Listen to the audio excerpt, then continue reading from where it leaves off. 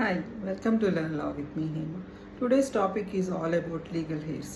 అసలు legal heirs అంటే ఎవరు, వారసత్వంగా ఎవరు మన ఆస్తిక హక్కుదారులు అనే విషయం గురించి ఈరోజు నేను మీకు చెప్తాను.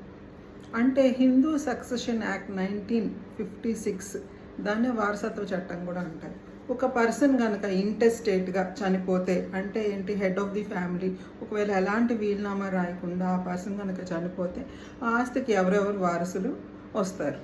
సో ఈ యాక్ట్ ప్రకారం వారసులు ఎవరంటే వాళ్ళని రకరకాలుగా డివైడ్ చేయడం జరిగింది.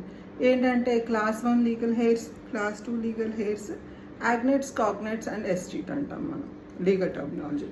క్లాస్ 1 లీగల్ హెయిర్స్ అంటే ఎవరు అంటే కనుక ఒక పర్సన్, ఫర్ ఎగ్జాంపుల్ ఒక ఫ్యామిలీ ఉందనుకోండి. For example husband Ramayya, wife Seetamma, ఇద్దరు ఉన్నారు, వాళ్ళకి పిల్లలు ఉన్నారు అనుకోండి.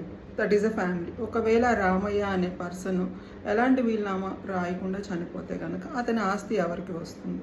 వాళ్ళ వైఫ్కి, వాళ్ళ పిల్లలకి, ఆడపిల్లలైనా కానివ్వండి, మగపిల్లలైనా కానివ్వండి. సో వాళ్ళని క్లాస్ 1 లీగల్ హెయిర్స్ అంటాం. ఓకేనా? అలాగే క్లాస్ 2 లీగల్ హెయిర్స్ ఎవరైతే కనుక ఫాదర్ అంటే ఇందాక ఎగ్జాంపుల్లో క్లాస్ 1 లీగల్ హెయిర్ రామయ్య వాళ్ళ అమ్మగారు, వాళ్ళ భార్య, వాళ్ళ పిల్లలు క్లాస్ 1 లీగల్ హెయిర్స్గా వస్తారు. అదే క్లాస్ 2 లీగల్ హెయిర్స్ అంటే ఆ ఎగ్జాంపుల్ ప్రకారం రామయ్య వాళ్ళ నాన్నగారు, అలాగే రామయ్య వాళ్ళ బ్రదర్స్, సిస్టర్స్, వీళ్ళు క్లాస్ 2 లీగల్ హెయిర్స్గా వస్తారు. ఒకవేళ క్లాస్ 1 లీగల్ హెయిర్స్ లేకపోతే కనుక, బ్రతికి లేకపోతే, అప్పుడు వాళ్ళ ఆస్తి అనేది క్లాస్ 2 లీగల్ హెయిర్కి చెందుతుంది. ఒకవేళ క్లాస్ 2 లీగల్ హెయిర్స్ కూడా లేరు, అప్పుడు పరిస్థితి ఏంటి అంటే కనుక యాగ్నేట్స్ అంటారు. యాగ్నేట్స్ అంటే ఏంటంటే male side lineage, husband lineage నుంచి వచ్చే ఫ్యామిలీ, అంటే ఆ హస్బెండ్ యొక్క brothers family, sisters family, husband side relatives. అదే కాగ్నేట్స్ అంటే కనుక wife side relatives, wife brothers, wife sisters, sisters daughters, sisters Sons. So ఈ విధంగా ఆస్తి అన్నది పంపకం జరుగుతూ ఉంటుంది. సో అసలు చుట్టాలు కూడా ఎవరు లేరు, అలాంటప్పుడు ఏమవుతుంది ఆస్తి అంటే కనుక దాన్ని ఎస్టీట్ అంటాం. అంటే government will take over the entire property అనమాట.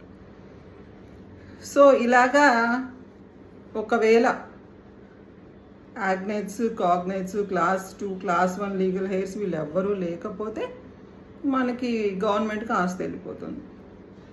వీటన్నిటికీ ఇంకా బెటర్ సొల్యూషన్ ఏదన్నా ఉంది అంటే కనుక అదేంటంటే వీలునామా రాయటం.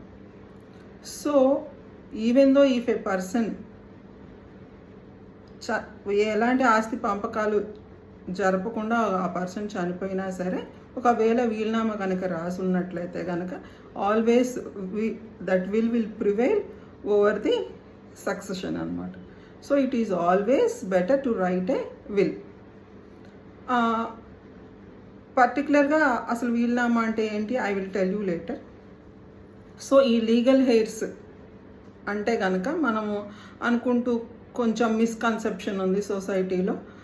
ఏంటంటే ఒకవేళ ఒక పర్సన్ చనిపోయాడు అనుకోండి, for example after this Covid మనకి తెలియట్లేదు ఎప్పుడు ఎవరు చనిపోతారు. ఒకప్పుడు అయితే ఏజ్ని బట్టి చనిపోయేవాళ్ళు.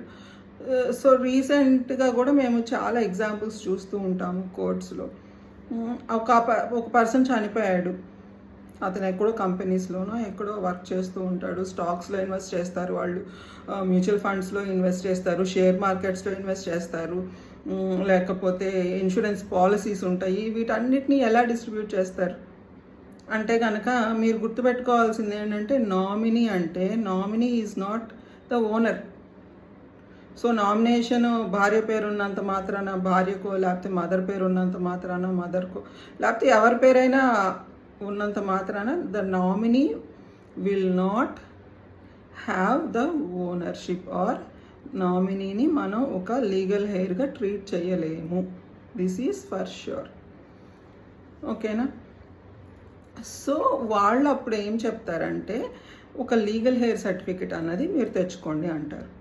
సో ఈ లీగల్ హెయిర్ సర్టిఫికేట్ అన్నది మనకి ఎంఆర్ఓ తహసీల్దార్ ఆఫీస్లో ఇస్తారు. దీంతో పాటు దీనికి ఈక్వల్గా సక్సెషన్ సర్టిఫికేట్ అని కూడా ఉంటుంది. ఆ సక్సెషన్ సర్టిఫికేట్ అనేవి కోర్ట్స్ ఇష్యూస్ చేస్తాయి.